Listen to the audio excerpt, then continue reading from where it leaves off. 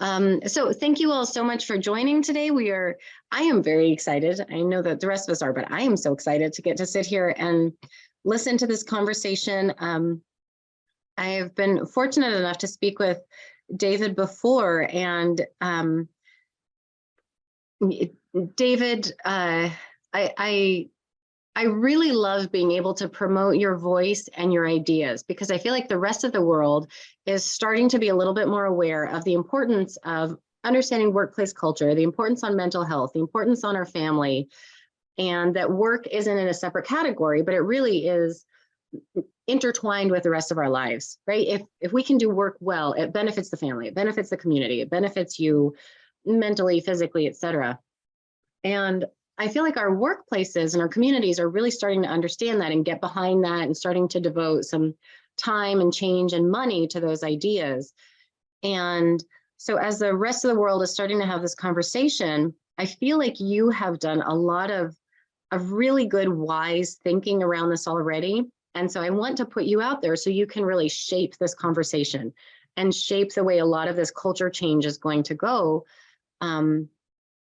Again, because as I've read through some of what you've written and listened to your ideas, I think that you can really help the rest of the workforce to say, all right, how can we do this well? We know that we need to start being aware of this. What does that look like? So yeah, so all of that to say, that's why we were really glad that you could join us for this book club today.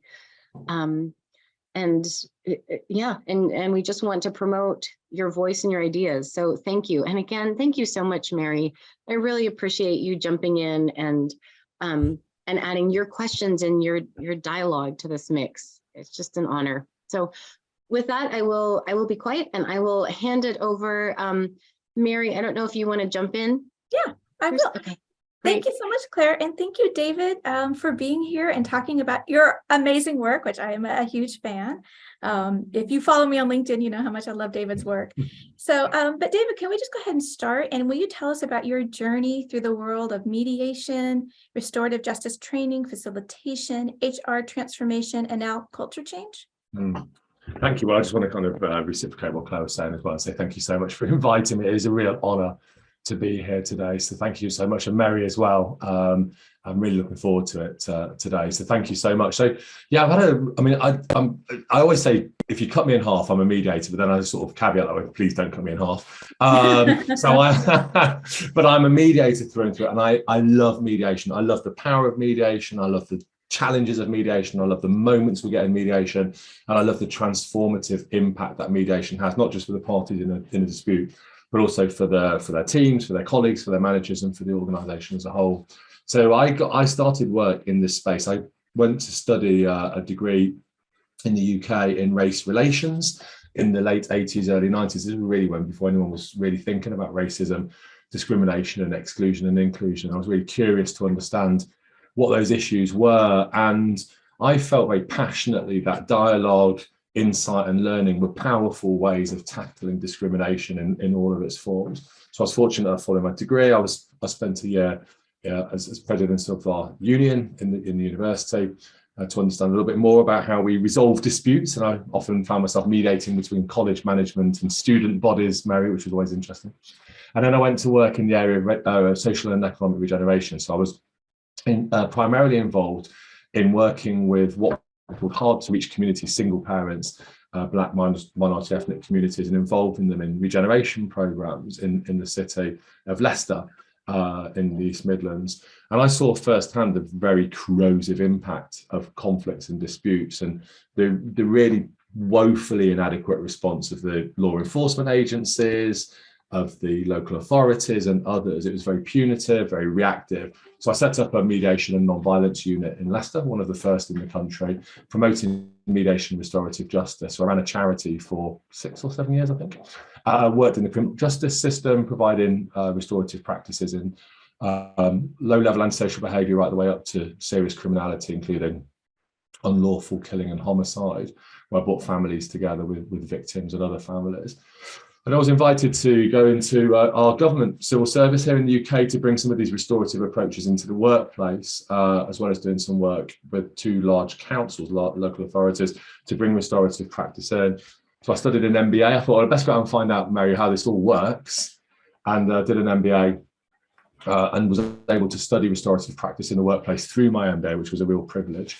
And set up my own company 22 years ago called Total Conflict Management. I was bringing this stuff from Cornell and Harvard, integrated conflict management systems, and blended them with Japanese management systems, TQM, Total Quality Management, and came up with this rather difficult branding thing called Total Conflict Management, which is now TCM.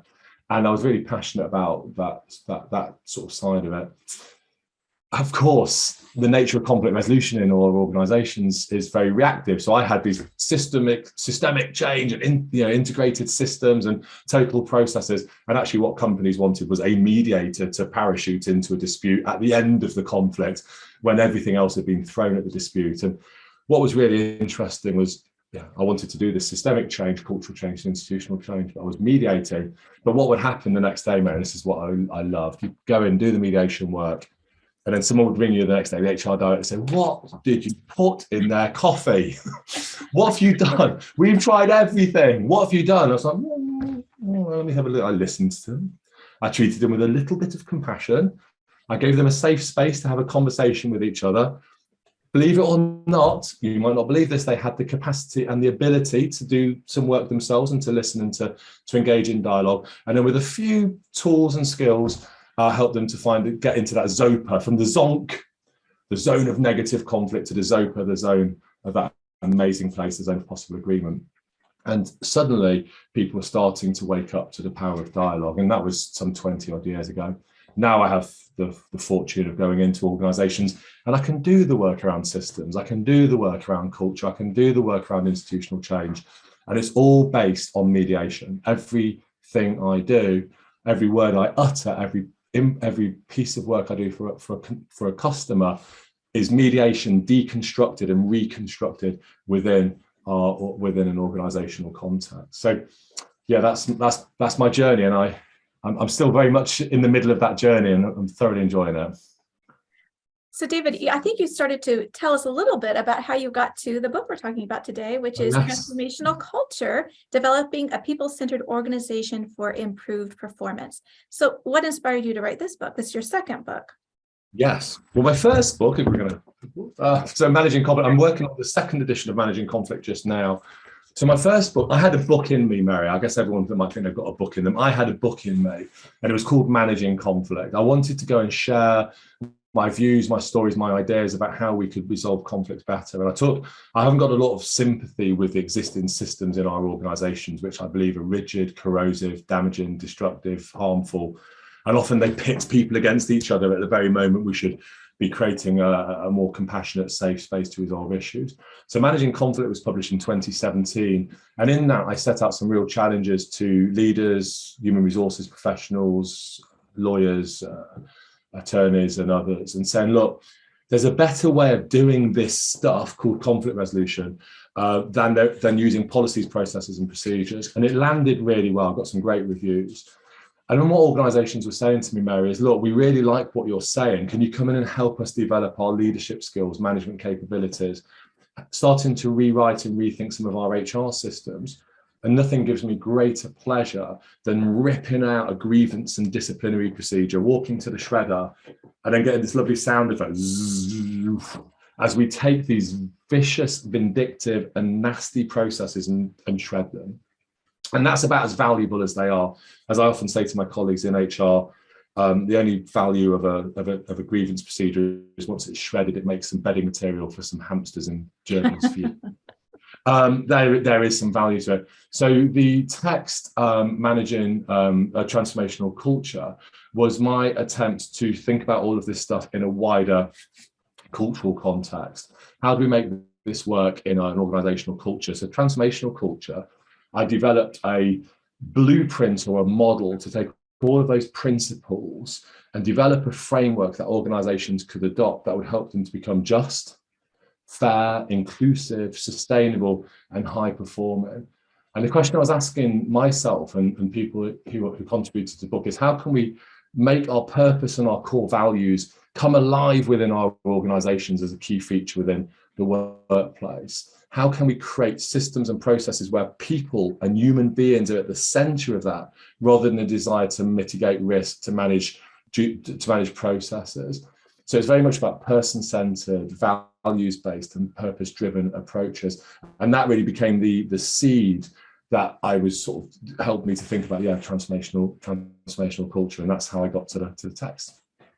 David, what I really appreciate about this book and your first book is the practical nature of it. This idea, in fact, I was posting on LinkedIn the other day about our conversation, and I said, your idea of a transformational culture, which is just, inclusive, fair, sustainable, and high-performing. And somebody chimed in and said, who would be against that? And I don't think the answer is that anybody's against it. It's how do you implement it? And that's what I do appreciate your book is about implementation. And so I want to read for our guests here, apart from chapter 3, and I want you to comment on it. This is because I'm very interested in this as well. You say, as I said at the start of this text, I will not flinch from asking the tough questions, and I will call out the elephants in the room. One of those elephants is that the systematic failure by a great many organizations to treat conflict as a strategic priority is a direct cause of low engagement, poor mental health, and exclusion at work. Engagement programs, well-being initiatives, HR procedures, and zero-tolerance policies will not work until the issue of how we handle differences, disputes, and dissent effectively is resolved. So my question for you is, how do we get leaders to treat conflict as a strategic priority? I think, wow, okay. So I mean, it's a big question. I mean, as I say, though, I go into organizations, Mary, and I say to our leaders, let's just highlight the cost and the consequences of unresolved conflicts, quarrels, disagreements, feuds, fights, falling out, so on and so forth. And we'll do some work with the executive team, and they'll start talking, well, there's reputational harm, and then there's an issue on performance, and then there's well-being stuff, and then we can't get the talent in, and then we can't keep the talent, and it ties up my colleagues in HR. So I'll go through one flip chart paper and another piece of flip chart paper and another piece of flip chart paper. So look, these are really significant causes and effects and factors that are affecting your organization right now. And you just told me what they are. You told me them in 10, 15 minutes, you highlighted them very quickly. So where's your strategic framework to help you manage this very significant challenge within your workplace? And they look around. Have you got one? Have you got one? No. Well, what we've got is we've got a grievance procedure. That handles it. It's the chief people officer. They'll sort this out. So no, this is a leadership issue. You've identified these leadership challenges. I've seen better strategies for ordering paper clips than I have for dealing with very significant real challenges within our workplace. And another factor that becomes really important and very visible to our leaders, I think, is, as we know, the constructive resolution of a conflict or a dispute doesn't just resolve the substantive issue in dispute. So our two parties, the two actors, find some form of a mutually acceptable outcome based on underlying interests and needs that actually helps them to weld and develop and craft a new working relationship, which in itself is powerful because it back to work, you're driven, you're more engaged, you're happier, you're healthier, you're working in harmony. These are powerful antecedents and drivers of business success. That's one important factor. The second factor when I'm speaking to leaders, and I think this is a really important factor that's misunderstood or overlooked, is the insight and the understanding and the wisdom that comes through the process of resolving a conflict and a dispute in relation to factors of relational, cultural, systemic, institutional, structural factors. Now, we can get expensive management consultants into our firms and pay them a lot of money in order to be able to identify, using all sorts of lean processes and agile processes and diagnostic systems, to identify where my systems are broken and what changes I need to make. Or we can identify two parties in a dispute, in a team, a project team, an office, a depot, a ward, a clinic, and we can ask them what's not working. And they will tell us, and they're not going to charge us tens of thousands of dollars to tell us. They're going to tell us what's not working. Now, surely, as I say to leaders, it's your responsibility, it's your duty as a leader to unlock not only the conditions to resolve the issues that are the substantive cause of the conflict, but you are duty bound to your shareholders. You are duty bound to your stakeholders.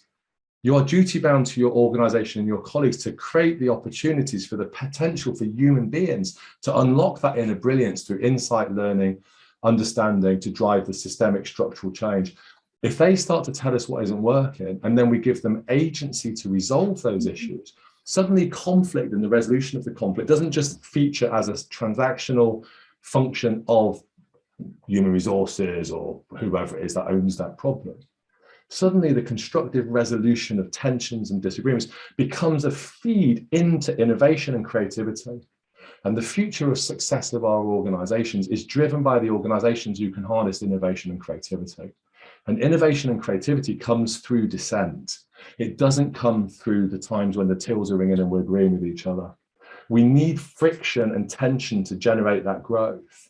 So the successful organizations, the ones who are attracting the top talent, the organizations who are attracting the top investors, the organizations that are attracting and retaining the top customers, they're not doing this just because it's morally and ethically the right thing to do. It's because they recognize that actually, if we get this right, it drives growth and value. Value, shareholder value, stakeholder value, and social value, the three core measures of success of our organizations. So that's the relationship between conflict resolution, culture, leadership, value, business growth. And for the organizations who can unlock that and recognize it, they're the organizations which will succeed and fail. For the organizations which get this wrong or ignore it or disregard this or try and create a silo wherein which conflict is resolved through some form of a transactional personnel, HR or people function, they're the organizations which will inexorably fail, in my view. And they will lose competitive advantage. And so conflict resolution is a driver of competitive advantage. And that's the message I take into boards, into management teams, into senior teams. And I think it's that can help to unlock the potential. And it just opens people's minds and hearts to this conversation that we're having. So David, as you just said, the organizations that are going to win tomorrow are the ones that are doing this work. And as Claire has just asked, why aren't they doing it then? It's a good, I mean, some organizations, this is why I wrote the book Transformational Culture. There's loads of stuff. You go put in what is culture and how do I manage culture into Google, you're going to get 4 million search engine results. We'll be, there forever reading through all of those. So there's lots on the what, and there's lots on the why, but there's very little on the how. So I think the first answer to your question, Mary, is people don't know how to do it. I don't think they've got the tools. We're not being taught the tools in our business schools. We're not being given the skills we need through our leadership development programs, which are very much technically driven.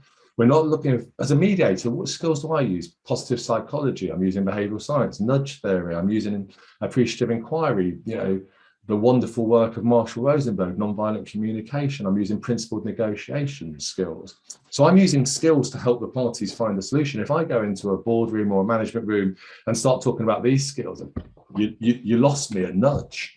It's like I'm not getting the skills I need to handle really tough modern people issues. So I don't think people know how. They don't have the skills. I also think in our organizations, Mary, I hope this isn't too controversial, I think we are bound by vested interests and status quo. I think people are very comfortable in the status quo. That's an HR problem. That's a legal problem. And we escalate a dispute or a tension through these silos, hoping, optimistically, often wrongly, that each of those different functions or functional approaches is going to resolve the conflict. It's not, it's an escalation process. But actually, each of those functions exists for a purpose at that moment in the life cycle of a conflict. So if I start going into those functions and saying, let's do conflict resolution differently, let's focus not on retribution or resolution, I walk out of the room and I love what he's saying, but we won't have a job in a year's time if we do this. We won't be able to do this effectively because we need retribution. We need adversarial systems in order to define our function. So the challenge I'm taking to organizations right now is you've got to get out of your trenches. We've got to let those vested interests go. If you're a lawyer, your client's best interests aren't served through litigation or quasi-litigation based systems. They're based through a collaborative system of dialogue and mutual interest-based negotiation. That's going to help them resolve an issue. I'm not anti-litigation. I'm not saying litigation is the wrong place to resolve an issue. Of course I'm not. But what I am saying is you can't litigate your way through every single problem. And I'm saying to HR, policy, process, and procedure does not define the modern people professional. People define the modern people professional. Get your policies, get your processes, get your procedures. We need a rules-based system. I'm not an anarchist. We need to have some mechanism whereby we have boundaries and structure. I recognize that. but you haven't got to design in this retributive, corrosive, adversarial mechanism into our organizations and then become so wedded to it because it defines the character of your function. No, now you're in the way. Now you're in the way of people achieving brilliance. And either redefine the character of your role, let go of those vested interests, and actually in so doing, oftentimes, certainly when I'm speaking to HR professionals, they say to me, David, dialogue, compassion, engagement, facilitation, coaching, a deeper understanding of psychology and people's behaviors. That's why I went into human resources in the first place. I didn't go into this process just to be transacting outcomes through an escalation system. So actually, whilst it can be scary and a cause of some anxiety for people, which I respect and I understand, not only is it liberating and not only is it critical to business success, it's also taking many of the people who work in our organization back to the reason why, when they went to their schools and colleges and learned this stuff, that's why they enrolled on those courses. They didn't enroll on their courses to push people through these evil processes, which they know no one's going to succeed, but I've done my bit and it's prevented me from having some form of a negative outcome as a result of it. David, it just reminds me of the conversation that you and I and Claire just had before we started this about the Mardi Gras, the 600-plus-year-old Mardi Gras. And Claire was saying that this year there was a ban on using plastic on the floats. And I'm sure that the designers of these floats, when they first heard that, they're like, "Oh no, what am I going to do?" But then Claire, as you mentioned, that was actually freeing, because instead of doing the same old, it had you pause and say, what can I do now? How can I be creative? And so this being innovative, there's no lack of work to help people have good culture and good experiences in their organization. But David is, as you said, moving it away from this punitive blame, shame, punishment toward helping people flourish. So we can help them reframe that. Their jobs aren't going away. They're just going to be better. Thank you. Correct. That's absolutely true. And I think the problem I face, and I completely agree with it, I think that the imperative, I mean, going back to the point around plastic, which is key, is the imperative is around climate change and our commitment to our very delicate ecosystems. And again, we were talking about the weather and the slightly unusual weather that we're all having across the world. So we all can feel this, and that gives us a driver for change. The question I've got is, where's the driver for change coming in our organization to do culture better? What's more powerful, those vested interests and the status quo, or the person who's lying in bed at night and can't sleep because of the relationship they've got with their boss and their colleagues? The person who feels they're coming into work feeling sick and depressed and anxious and worried, who needs to find another job because of the problem in the workplace, who feels completely hurt and distressed by the way that they've been treated by their colleagues and their managers. At what point does that become more powerful as a narrative than the status quo? And I think with respect to climate change and sustainability, we're starting to see the narrative now shift in behaviours. And I'm starting to see the same in culture, Mary. And I think that's really exciting, but there's a lot of work to be done. And our resolution framework, I developed an alternative to discipline and grievance called the resolution framework. So there's still a rules-based system, but the outcome is focused on resolution, not on your grievance or the disciplinary issues. And it's helping organizations to make the shift slowly and gradually away from retributive systems into more restorative processes or transformative processes. Which of course is a part of what mediators do. So what do you see the role of mediation in a transformational culture? I see mediation everywhere. I feel like you can mediate so many things: systems, silos, structures, vested interests, competitive structures within organizations. So the opportunities to mediate in these dichotomies that exist within our workplaces are vast. And that's what really excites me about mediation as a mediator, is the opportunities to mediate between functions and within systems is as powerful to me as working within mediation between two actors in a dispute, or two protagonists. So the opportunities so everything I do is mediation. Everything I say is mediation deconstructed and reconstructed as a set of norms, structures, processes, competencies, capabilities, frameworks, and so on and so forth. So to answer your question, to me, the skill of the mediator, the ability of mediation, the ability to bring mediation in objective, fair, impartial, honest, transparent, facilitative, transformative, creating psychological safety, understanding the need to create boundaries, but without fencing people in, giving people a space to focus on their underlying needs, interests, goals, hopes, aspirations, to speak and to be heard and listen to others, building empathy and insight. And as I said earlier, the unlocking of creativity when we create that insight and that sense of connection and togetherness. If that's what the mediator does in a mediation environment, it almost feels, and I feel very passionate about this, Mary, it feels wrong that you only unlock that gift when you're locked in conflict. And we all know the power of mediation. I mean, we see it, we see it every day, but let's bring it out into the open, and that the only antecedent factor to a mediation doesn't have to be a conflict.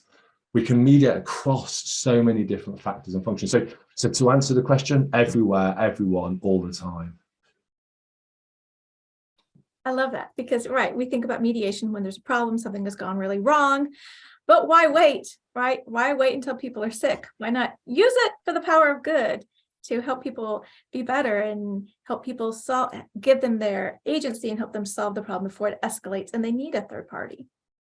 Absolutely. I mean, there's that moment at 3:30 on an afternoon when the parties are locked and they're not looking at each other, and the one turns around to the other and says, "But do you understand what you're doing to me?" And they start talking and communicating, and they get this, and it's a moment. And it's a moment. Even every time I do it, and I've been mediating for 30 years, you can't help but excited about that moment where the two parties connect with each other. And then they start to shift the dial on the whole relationship. And then the next 2 or 3 hours are spent really crafting that agreement. And if it's that powerful and it's that impactful and it's that transformative in terms of helping the parties, why is it only limited to a process of conflict resolution? Why is it not a part of the feature of just how human beings connect with each other through so many aspects of our lives and how we create the infrastructure and systems in our organization? So, and again, that's my I'm seeing my career in thirds. I'm probably into the final third. I don't like to say that, but I still feel like I'm in the beginning third. But in the final third, my final third of my career will be dedicated to helping organizations and society more widely understand the potential of human beings when the conditions are created with the third party. I suppose what I would also say really quickly there, Mary, is it's dialogue. And ultimately, a mediator is there to create the space for dialogue. Dialogue should be given primacy. And I think in our modern world, so fast, so social media driven, so virtual, so digital, which is fantastic. Obviously, Colin's at the Digital Environment Conference today, looking at the relationship between digital tech and social justice. Massive fan of that. But I think in that space that we're seeing emerging, we need more dialogue, because dialogue is the key here. So mediation is simply a name. It's a jargony term to describe a third party assisting a dialogue process. Ultimately, what I'm really talking about here is dialogue and the power of constructive, adult to adult, meaningful, empathic dialogue between two or more human beings. That's really what's at the heart of this, I think. And it seems to me in your book, Transformational Culture, you're doing a lot of that. You're trying to empower organizations, individuals, and organizations to put these systems in place. And so since you've published Transformational Culture in the fall of 2021, how have your ideas that you put forward, such as the Transformational Culture Model, the Transformational Culture Hub, the 8 enablers for a transformational culture, and the 7 C's of a values-based leadership, how have those been received? I mean, it's been amazing, quite frankly, Mary. I mean, I remember writing the book in lockdown, and you don't know how it's going to land, and you kind of, it's the second book. It's always the tougher one to do. And you're thinking, are people going to read it? Are people going to respond to it? But right now, people are desperate for something. It's not offering a prescriptive model. Whilst there's a blueprint, the development of a cross-functional culture hub, developing a strong social contract, bringing our key players together, unions, management, employees, employers, HR and others together to be predictive and proactive. It's not prescriptive of how that should happen, but I genuinely believe collaboration between these key players is central to driving a culture. The 8 enablers, as you've described them, around values and purpose, child transformation, justice, leadership and management, branding, social justice, sustainability. It's not prescribing how the organisation should do it, but it's creating a framework within which the organisation can function.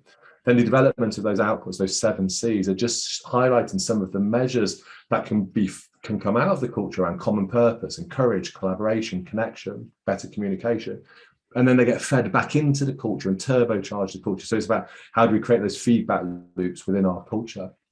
And it's really resonating with organizations. It's taken a while, it takes a while for the messages to land, but they're real advocates. And I'm blessed to be working with some wonderful organizations and some wonderful people who share my passion. I know, Mary, your passion. I'm sure many people's passion on this call today, or who are listening to this call, this passion for just being more human and more humane in the way that we work. And that isn't pious, it's not earnest, it's not trying to be holier than anyone else. It's just saying, let's try and treat people a little bit better and make work a little bit better. And actually, there are real business benefits to doing that. And as the person said on LinkedIn, who wouldn't want to do that? Just as I said earlier, there are things that get in the way. Life gets in the way. Business as usual gets in the way. That's okay. Let's deal with that. Let's work with it. I think one thing I like about the different models in your book is that so much organizations say, okay, we've got a problem. Let's do a training. We had a training. The problem is solved. And what you've got in your book says, no, it's a life cycle. It's tell your organization it doesn't exist anymore. These are things that constantly have to be managed, and you have these systems. I don't have the graphic pulled up, but how the graphic of how all these things work together, you see this sort of symbiotic relationship, how it feeds into one another, but it's constant. It's constant. And so if we want people to have healthy environments, we need to have the Transformational Culture Hub. We need to have the 7 C's where everybody is acting in this value-based manner. And then when it goes awry, we know mistakes happen. We know conflicts occur. What do we do? And so this constant feeding into one another. And that's how you get organizations to transform. It's not, I transformed. It's this constant process that I really do appreciate the models that you've developed that show what it's like to constantly being transformed. Absolutely. I'm really glad. Thank you, Mary, for saying that, because I think that's very much the message I was trying to convey in the text. I'm really grateful that you've highlighted that. It's a journey. And I think one of the challenges I faced when I was doing my literature review for the book, there's lots of challenges I found in the existing culture literature. But one of the challenges I found, which wasn't an easy answer, but who owns the culture of the organization? Mm-hmm. And how do we shift culture? Is it top down? I mean, we see so much bashing and anti-leadership stuff on our social media feeds. But is it the role of our leaders? Well, yes, it is, but it's not exclusively them. Is it from the bottom up? Well, probably. But how do we do that? Is it the sideways in? What about hybrid working, matrix teams, virtual teams? And all of this complexity, and who owns that, who manages that, who develops that? And I was almost this point where you go, it's just so confusing. And you can feel leaders and managers going, I'll tell you what, I'll go back to my Excel spreadsheet and just do some business planning, because it's just too much. I can't handle it. My brain can't handle this amount of complexity. And of course, I think theory of change, systems thinking, systems theory, behavioral science, all those references I brought earlier, I think are really powerful tools to help us cut through some of that complexity and begin to ask some questions such as who owns the culture? Well, everyone and no one owns the culture. But if we start to take a more deliberate approach, and again, by bringing that triumvirate together of the employee function, the employee, the employer, and HR as well, who, by the way, I haven't got to HR yet, but I think it's a really important role for HR to play in amongst all of this. If HR could be less resistant to the shift and more open to change, then bringing them together, they can own the culture, but do so in a really cool, modern, collaborative, engaging, empowering, supportive way.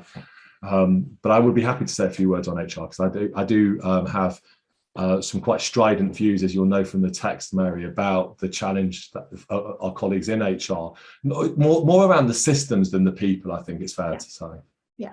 So maybe a way to get at that is, one thing I really appreciate is this emphasis you have on transformational justice, transformative justice, which I am 100% on board on. I think that's what we need. And it starts with ripping up the grievance procedures and putting forward this idea of transformational justice within our organization. So can you tell us a little bit about what you see that is, and give maybe some practical examples of how organizations have adopted this transformative justice model?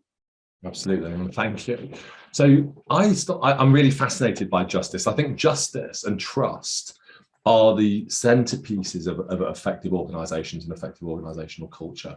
I think trust is often confused and misunderstood, and justice is very rarely talked about. We subcontract justice out to these other, as I said, these functions.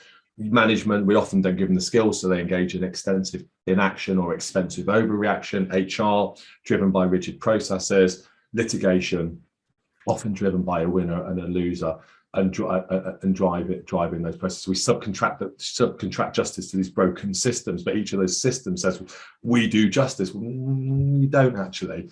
It's self-serving. So I deconstructed justice, and I started to go into organizations and started to ask some really deep questions about what justice meant. And people said to me, well, justice as defined by some of our systems and processes is about process and procedural justice. It's natural justice. And actually we started to get into it's about that blame, shame, punishment, retribution. So I started to deconstruct justice into those three elements: natural justice, procedural justice, and retributive justice. Deconstructed those, and I went back to organizations and said, well, okay, which of these are really important to you? Natural justice is important: being fair, being respectful, being dignified, and being just. Procedural justice is the right thing because we need to have a process, a rules-based system. But we started to look at retribution and realized retribution served nobody. Retribution was just a self-fulfilling process of blame and negativity and harm and destructive outcomes. It served no purpose. There was no intrinsic value to retribution in the system. So I plucked retribution up, took it out and dropped it into the dustbin, and brought restorative processes as the restorative principles that we all that we've been talking about, and dropped it in favor of retribution, and welded it together with procedural justice, because there's still a process to say, yeah, we can have an audit trail, we can be subject to compliance and regulatory control and laws and so on and so forth. Natural justice feeds through it, as you would expect, but retribution has been removed in favor of restorative approaches. And I then rebuilt that justice model called transformative justice.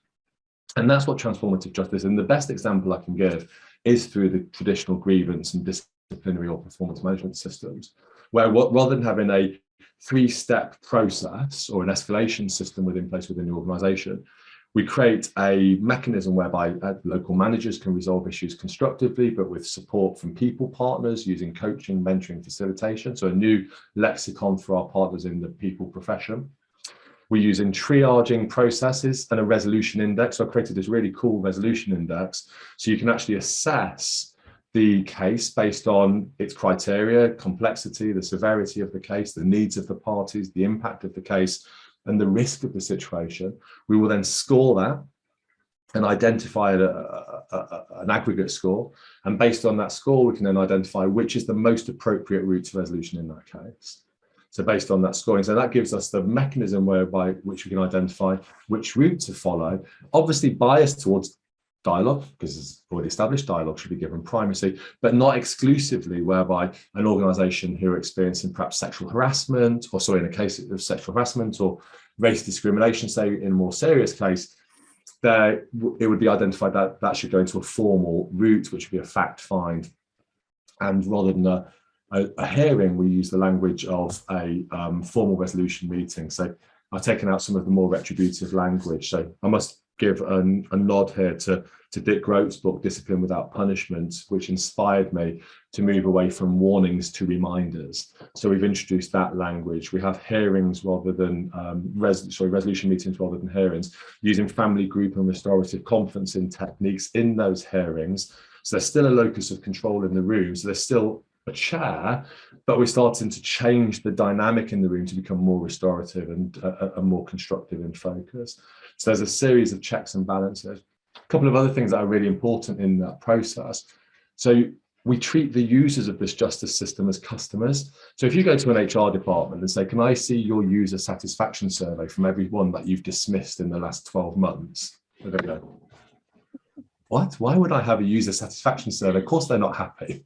Why would I ask them how they feel about the customer service they received when they were being dismissed? Oh, these are the most important pieces of survey data you could get. How did it feel to be on the receiving end of justice? I know why you're not asking them, because you know they've been mistreated, you know they've been badly dealt with, and you know they're going to be deeply unhappy. That's why you're not asking them. So the other thing we do is we build in a system whereby we see the users of the justice model as consumers or customers of justice. So how was it? And that then gets fed back into a resolution centre. Think an ombuds scheme, a more modern version of an ombuds scheme, a resolution centre.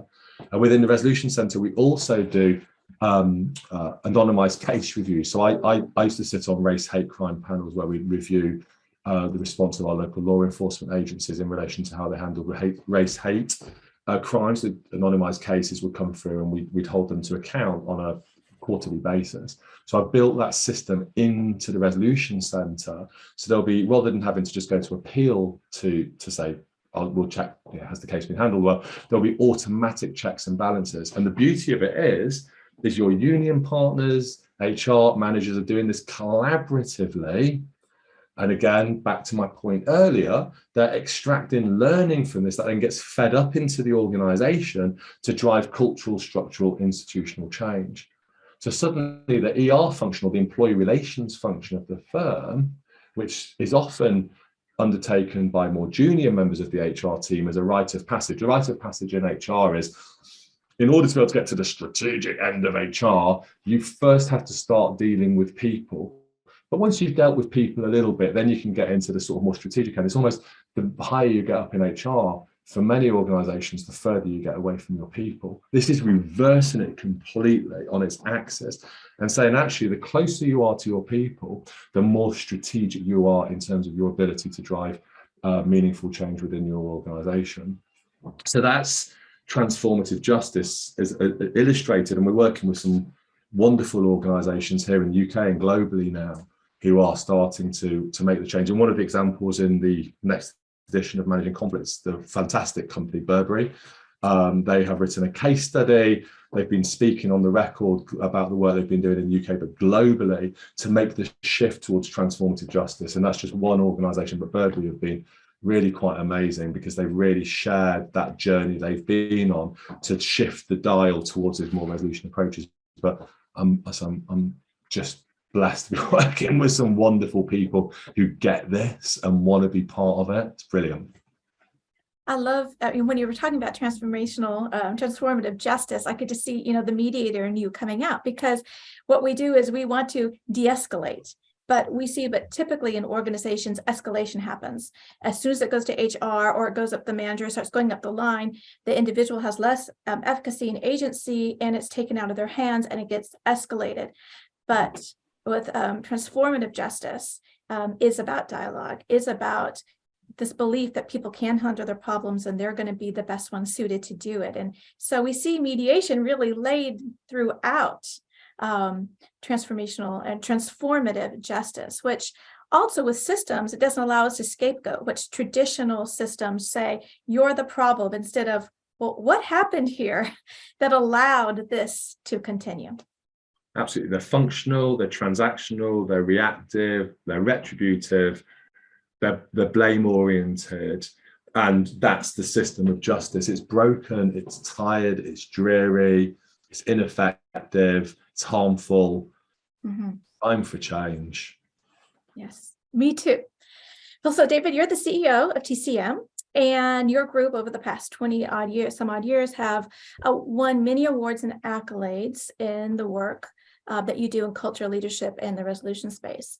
So can you say a few words about TCM and your ambition for the next 5 years? Absolutely. Thanks for giving me the chance, Mary. I mean, it's been amazing. Who knew what the opportunities were when I remember when I first set out. So it's been a real joy. I've got an amazing team. It's only possible, it really is genuinely only possible to do what we do with the incredible team based in our head office in London in the UK, but we've also opened recently an office in New York. And we've been working with yourself, Mary, and other colleagues really to help fly the flag and promote best practice in the areas of culture and conflict and leadership. So it's been there's very much a sense of togetherness and connectedness and collaboration through it. I do think we are at a inflection point in so many aspects. I mean, almost everything that we do is an inflection point at the moment. It feels like our world is changing in a way that we've probably never ever. I don't think we've probably ever seen this. Not as human beings, and it feels like there is an inflection point in the way that we work, the nature of work. I guess COVID changed everything, and hybrid working, and I feel there's an opportunity here now for. There are a lot of voices of hate and misogyny and closing people down and intolerance and negativity out there. And those voices seem to be amplified through lots of social channels, media channels, and other voices, they're put down as liberal voices or that kind of voice or this kind of voice. I think it's time for us to believe in people, in humans, in humanity, and being humane. I think it's time to speak up and speak out loud. So my next stage of my career is to speak up and speak out on these issues and to work with folk at Mediate.com and Claire and Colin and others, and just all of us begin to coalesce around a genuine, true sense of belief in these processes. It's not mediate, it doesn't have to be mediation, coaching and the leadership development stuff. There's some really amazing work being done. So the next stage of the business, I think, firstly, is to speak up in favor of treating people kindly and with compassion. And that's not soft and fluffy. This is real, key, important stuff. And it's okay to be kind. It's okay to be compassionate. It's okay to listen. It's okay to be vulnerable. It's okay to be sad. It's okay to fail. It's okay. Don't worry, that's okay. You haven't got to be tough. You haven't got to be rigid. You haven't got to be dogmatic and belligerent, and you haven't got to be angry and cross all the time in order to get your point of view across. So I really passionately believe that that's something I want to do. And I guess from a business perspective, I'm an entrepreneur as well. So the two work beautifully together because I think other people see this as well. People can see for their children and for their colleagues and for their managers, they're struggling with this stuff and they're looking for an answer. Like I said, I don't claim to have all the answers. I would never be anywhere near so arrogant. But I think you go in and create conversations and discussions. So the business TCM and the TCM group, I think, is in a really great place to have some great conversations with great organizations who share that desire to just do this stuff differently. And I think Mary, it's just a lot of fun. I think when I first started up, you were struggling to make ends meet and get the money in, and it was a tough old time being a mediator. People thought, is it meditation or do you come in with some weird medication? What is it exactly that you do? And you were stuck. I mean, I remember you go into a council building or an office somewhere, and you were kind of shuttled right the way down to the darkest recesses, and you had to move stuff out of a photocopier room to get in there. No one really took this stuff that seriously, and it doesn't feel like that's the case anymore. So it's nice to be running a business that you're not constantly thinking, can we pay the bills? Can we pay the taxes? It feels like mediation's come of age, and I'm very, again, I never forget those early days of just making it through some tough times. The financial collapse, of course, we were very exposed to the public sector then, and that was challenging for us. That window of 2009 to 2011, that was tough. So I'm just having a lot of fun, Mary, to be honest with you. There are directions. I think I really feel that we can offer something to the people and culture function, and I think we're moving heavily into the space of people and culture. I think the HR transformation is starting to gain traction significantly now, and I think we offer some very simple tools and models to people, professionals who again want to get this stuff right. So that's really interesting. So I think we'll be seeing a lot of a shift into that space and the culture work. So I've probably not answered your question very well, but we are genuinely having a lot of fun along the way doing this stuff. Well, that's great. Well, David, do you have any closing words about your book or anything about your second edition of Managing Conflict? Yeah, thank you. So yeah, I'm working on the second edition of Managing Conflict now, which is due to be published on September 3rd this year, which I'm excited about. So that's going to really update some of the principles, processes that I set out and the sort of challenges from 2017. Transformational Culture, we're out. I'll be running some, it sounds a bit egotistical, we're running some masterclasses over the next few months, for something, Mary, I'm hoping that you'll be involved in. We're going to run some culture change and also some conflict resolution masterclasses for colleagues in the States. So it'd be great to be able to share those with yourself, Claire, and Colin and other colleagues at mediate.com. I'm working on another book called How to Disagree Well, which hopefully will be published by The Economist. And I'm also on the Thinkers 50 radar. So there's a number of texts. I've contributed to a text recently called Building Resilient Organizations, another text called Perpetual Transformation, which is really good, by the way. I put a chapter in there. So I'm kind of contributing quite a lot of chapters and content. So no, it's lots of different bits and pieces. Yeah. You sound very busy. Yes, it is busy. So yeah, would I be willing to give a teaser for How to Disagree Well? Absolutely would. So the objective of How to Disagree Well is, it's written for the workplace, Claire, but it's not purely for the workplace. It's sort of all aspects of our lives. So we go through the nature of disagreement. Why do we disagree? Trying to reframe disagreement from negative and toxic, so ghosting and cancelling and all that stuff that we see going on within disagreements, starting to see those challenges and those remedies for what they are, and actually starting to present more constructive, practical tools and remedies for people to be able to converse with each other. And I've developed a new conflict resolution model called, I'll probably share it here first, I don't know if I'm allowed to or not, but I will do. So it's called the probe model. So it's thinking about the person, P, is what's going on for the person right now? What's their reality, the R, so how are they feeling, what are their needs, what are their goals? The O is what are their objectives? So what are they hoping to achieve? What are their needs? B is behaviours. What shift do they want to see in their behaviours and the behaviours of others? And then helping them to develop a sense of shared expectations of themselves and each other's, to hold themselves and each other's to account. So the person, their reality, their objectives, their behaviours and their expectations, the probe model. So I've probably breached all sorts of sort of things I've signed along the way, so let's pretend that never got discussed, but that's the model. So trying to provide practical tools to help us disagree at the dining room table, in the boardroom, in the office, and just trying to get it so it doesn't feel like you're just walking through treacle with this stuff. I know you do this, Mary, as well. You do it so well. You bring it to life when you're talking about conflict, and I'm trying to an extent inspired by you as well, Mary, as well, and many other colleagues. It's fantastic because just trying to say, look, it's okay to disagree.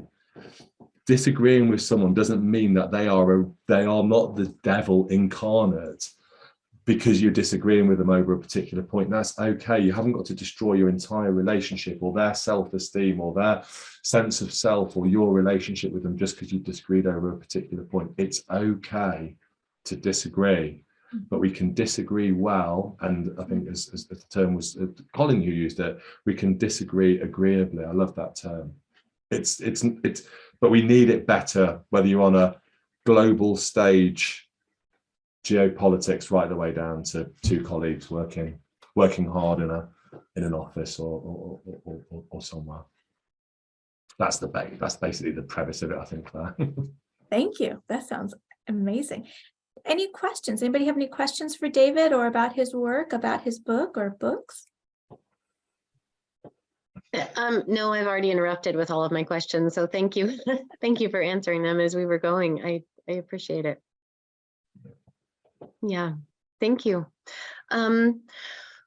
Well, if no one else has any questions, then David, I think we can probably let you go to bed at this point. I know it's it's so late for you over there. My son's just got home from his run, and he's going to be wanting bed. So, but no, not. Can I just say what an absolute pleasure and privilege it's been being here today, and I just want to say a huge thank you, Claire, and to all of your colleagues at mediate.com, and obviously everyone who's been part of the conversation today, and obviously anyone who watches on record, and Mary as well. What an absolute privilege having this conversation. I could have kept going for ages. So thank you so much. Thank you. Thanks to all of you for listening. This has just been wonderful.